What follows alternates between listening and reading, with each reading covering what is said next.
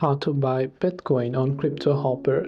If you wish to buy Bitcoin on Cryptohopper, it is rather quite simple for us to do so. All we have to do is go ahead and then first of all launch the Cryptohopper crypto trading application. After we've done that, we're going to see this type of interface where you simply have to go to the trade option from here. Now when you go to the trade option, select the cryptocurrency that you wish to buy. Now I have selected it to Bitcoin, but you can change that to any of the other market that you wish to buy right there, right? Once there, you can go to this buy option and you can simply place an order.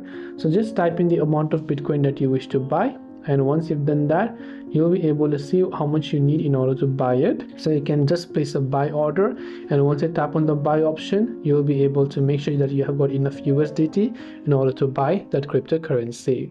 This way you'll be able to buy Bitcoin on Cryptohopper. I hope that this video helped you out, and if you have got any further questions, feel free to also leave them down in the comment section below.